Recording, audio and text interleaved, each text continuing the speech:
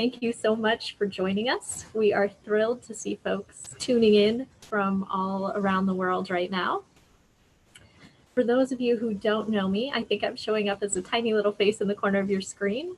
My name is Karen Bortvet Estrada. I serve as the Recruitment and Relationship Manager for the Maryknoll Lay Missioners, and will also be serving as your host for these Meet a Missioner Monday events. So why are we doing Meet a Missioner Monday?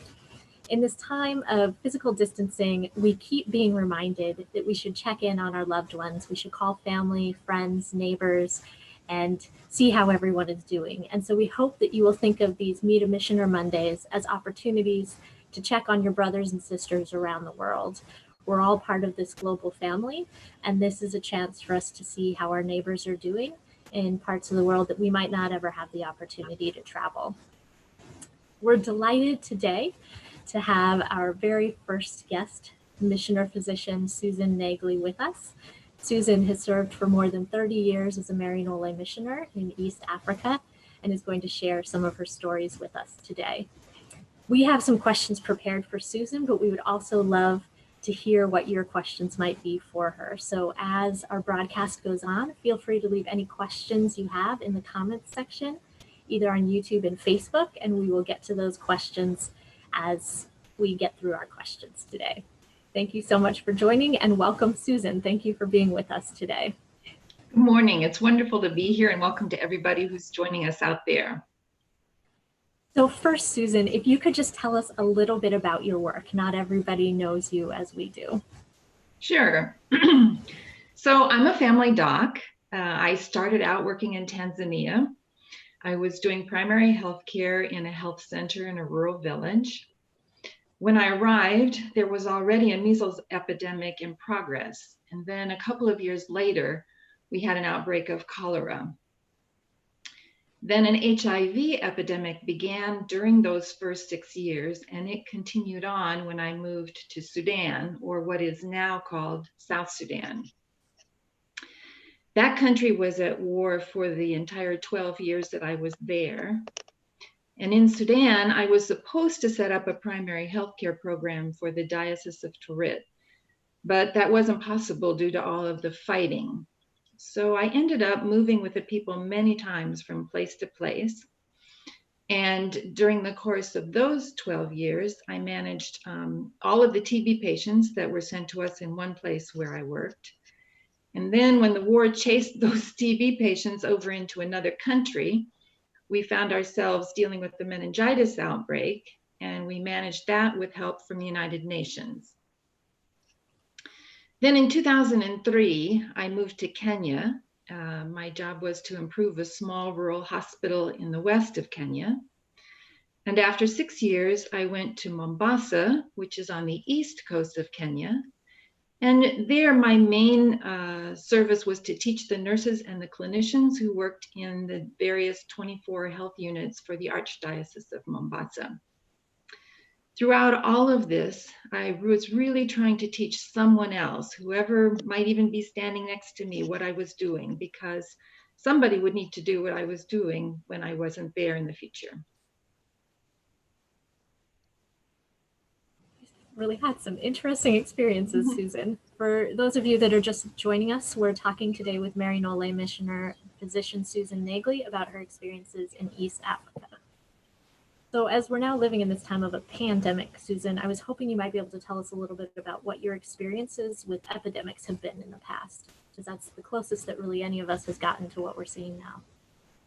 Sure. So with the first situation in Tanzania, the measles epidemic, we were losing children every day before we could get the vaccines that we needed to control it. And that was really heartbreaking. When the cholera epidemic broke, that was really about 3 months of solid, nonstop work. But we had very good support from a Mennonite hospital that was nearby. And I would say that whole experience showed me how important public health and education are. HIV was something totally new. It took the lives of so many young people in the prime of their life, and it showed how well people could manage with education and treatment. And of course, now people are well able to live with that illness as a chronic illness. The TB and the meningitis outbreaks were both a result of war, because we have vaccines and we have treatment, and we should be able to control those illnesses and keep them from getting out of control as long as we have peace. And what I learned there was that peace is the absolute #1 prerequisite for a good healthcare program. So, from your experiences, Susan, what will this current pandemic that we're living in look like overseas? And what can we do here to support those folks? Yeah, so now we're talking about a pandemic, not an epidemic.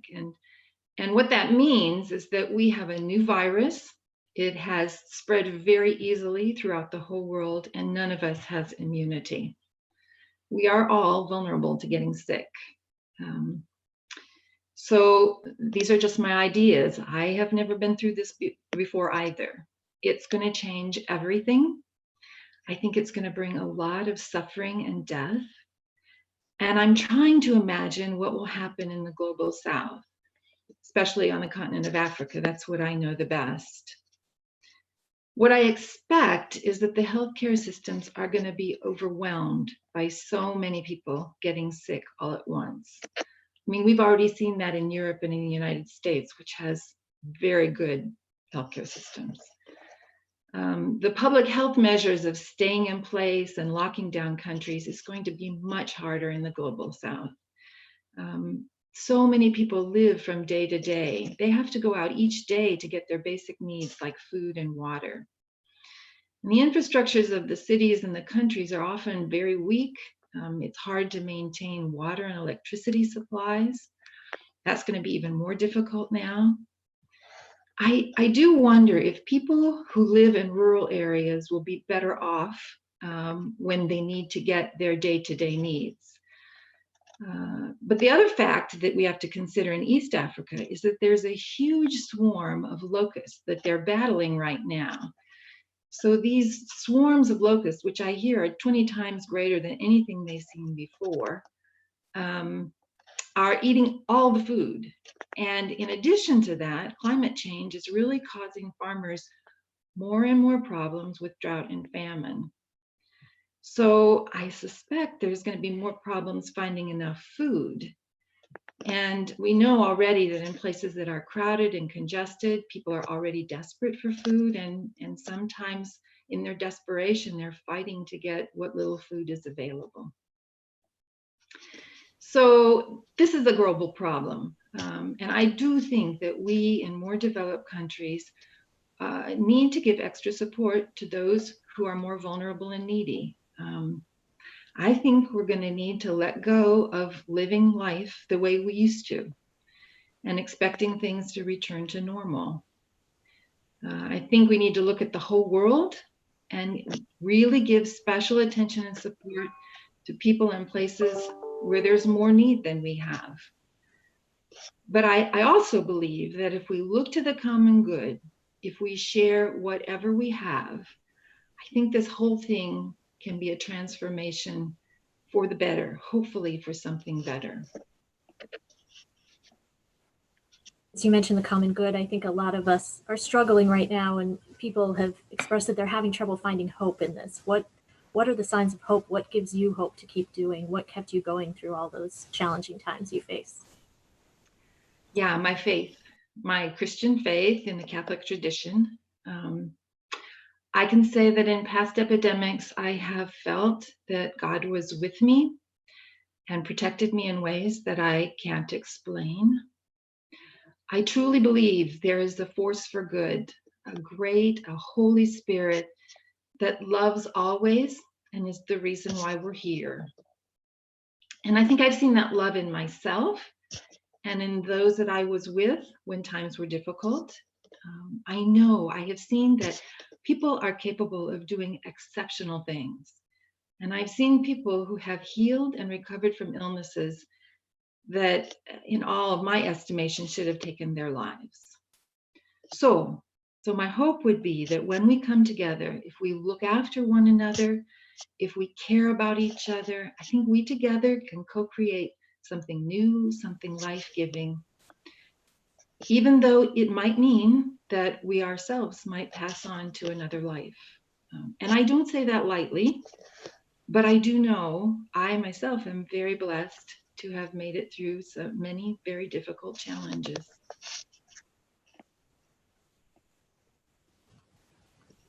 For those of you that are just tuning in, we're talking today with missioner physician Susan Nagele, who's been a Maryknoll missioner for more than 30 years, and she's sharing some of her experiences working in Africa and also what's giving her hope in this current time. As I'm listening to you talk, Susan, one of the things you've talked about what we can do to support those overseas. What are some small steps that we can take in our daily lives that can really make a difference right now as we're living into this new reality? For myself, I can say it helps me to pray.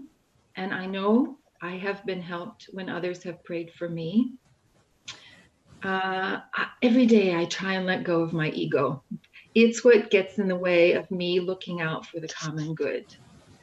I try to spend my money wisely, although sometimes I'm kind of a penny pincher, but right now I'm really trying to think how I personally can use my monetary resources, and we as a country nationally can channel those financial assistance that people in other parts of the world, or perhaps in our own community, are going to need. I'm trying to conserve my energy for helping others. This whole thing can be mentally, physically exhausting. And for me, it is oftentimes. So I don't find it useful right now to be blaming other people for doing something wrong, for stigmatizing anybody for getting sick. I know I've made mistakes, even in trying to visualize what was going to happen in the future with this, and probably even with some of the things I'm saying now. But I think if I do my best to correct my mistakes, then I will hopefully not unknowingly infect somebody else. I think all of us have to realize that it is possible that we already have an infection and could hurt somebody else. I think lastly, if we could just admit that we have very little, if any, control over a lot of things, but especially with this virus. So what's most important? Let's learn the facts, and then let's tell the truth, okay? Let's do what we have to do so that we will do something that's good and the best for all of us together. Really appreciate that message, Susan, of doing what we can that's the best for everyone. Because at the end of the day, that's really all we can do, is the small little piece of, or our piece in all of this. We do have one question that has come in, and we want to encourage others, if you are watching, if you have a question for Susan, feel free to put it in the comments on either the YouTube or the Facebook page, and we're going to see how many of those questions we can get to. So just type them in and we will get to yours as soon as we can. One question that has come in is, what are the specific concerns about COVID-19 in informal settlements like the ones where you served? Okay, informal settlements are extremely congested.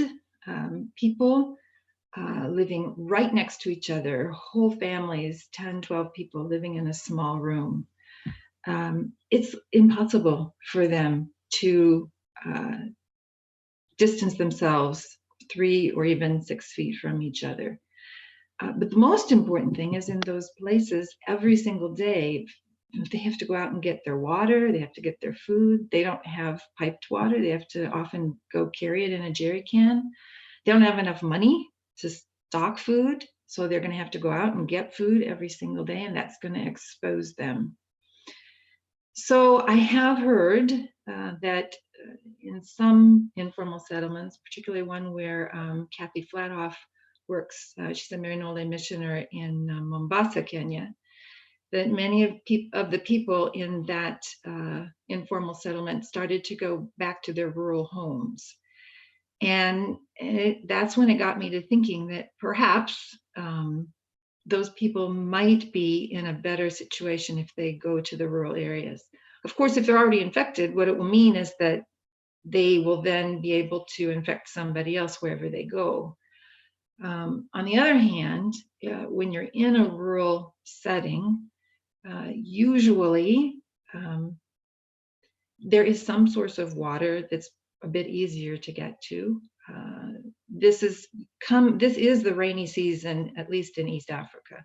So they could be planting, they could perhaps grow their own food, have enough food for themselves. So I'm not sure that I would recommend people move. And in fact, I don't believe that's possible anymore in Kenya. I think the government has not allowed people to move in and out of the two major cities, Mombasa and Nairobi. But perhaps people in the rural areas might have it a little bit easier than in the big cities. Susan, one of the things that I know is very important to us as Maryknoll lay missioners are those partnerships that we form with the people we work alongside in the local community. Can I put you on the spot and see if you have a story that you could share about somebody you worked alongside that was really an inspiration to your work to keep you going in those challenging times? Well, let me tell you a story about what's actually happening right now. So for a lot of my mission experience in what is now South Sudan and in Kenya, we were working with the St. Patrick Missionary Society. And so, as I mentioned, Kathy Flathoff in Mombasa is in a parish that is served by the St. Patrick's Society. So I was just talking with one of the priests in that parish on WhatsApp, and he was explaining to me how they are trying to address the issue of food, particularly among vulnerable people in that informal settlement. It's called Bangladesh. So what they did, he said, first of all, they're trying to work through women more than men, because they know that usually with women, whatever is distributed will get to more people. And what they've done in their parish is they have used the elders, the leaders, both men and women in their parish, to help select those people that they know in their communities are needy.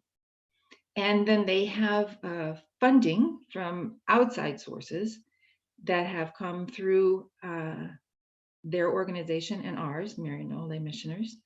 And what they're doing is using the phone distribution. It's called M-Pesa. So you can put money in your phone and then transfer it to somebody else's phone, and then they can use that money to go buy things. And Father Nicky is his name. Father Nicky said that he was a little bit unsure how this was going to work in the beginning, but they tried it, and he has really been extremely impressed with the leaders in the church, how they choose people and make sure that those that are in most need are the ones that are actually getting the assistance. And then when you move money from phone to phone, you don't have an issue of people having to go anywhere to get the money. And then those people can use that money to then go buy what they need. So it's not a system where you're bringing a lot of food or clothes or items and then asking people to all come to the same place and then having problems with people trying to distribute it properly. So I have big hopes that this kind of program might be one of the ways these more congested cities might be able to deal with the issues of vulnerable people and their needs for food, for sure. I feel like that story really connects with a question that we just got, that idea of looking out for those around you. And someone asked, how do you let go of your own ego? Well, first of all, I have to identify when I'm working out of my ego. And if I look at what I'm saying or doing, when it somehow or another centers on me rather than somebody else, particularly my own needs, my own feelings, then I know that that's the person I'm looking at first. And I know really the people that I have worked with who don't have as much as I have shown me through their own concern for me about how to care for somebody else. And I can give you an example from Tanzania. When I first went there, I got malaria once in language school, and then I went to a village and was working under a lot of stress. Um, and I got malaria again, got sick along with another nurse that worked with me. And both of us I was trying to take care of her. She was sicker than I was.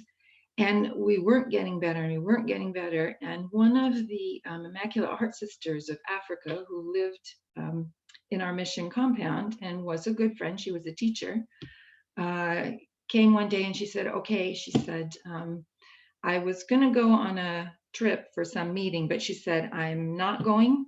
I am going to take you to Tarime, which is a town about a half an hour away, where there was another doctor, and she said, we will get you taken care of there. And I couldn't believe it. This woman was going to cancel her trip for her educational seminar to take care of me and somebody else. And I have seen it over and over and over again, that people who have far less than me are much more ready to give up and let go of the things that I often think are essential and aren't essential at all. You know, in the big picture of things, if you just look at what's really needed at this moment right now to serve everybody's best needs and interests, they do a much better job than I do. Thank you, Susan, for all you've shared today. I think that's a great place to wrap us up. If we can all just keep looking out for one another and the needs of those around us, together we're going to get through this.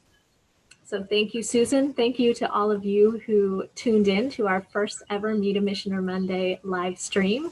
We hope that you will join us again next week. Missioner Kathy Bond will be joining us from Brazil and sharing a little bit about her work helping those who have survived trauma. And then the following week, we'll be back over in Africa with a couple of missioners who are serving as doctors there, Anne and George. If you have a favorite missioner you would like to see featured here on Meet a Missioner Monday, definitely put it in the comments and we'll see if we can get them on here. And until then, please stay safe, be well, and peace be with you. Have a great week, everyone.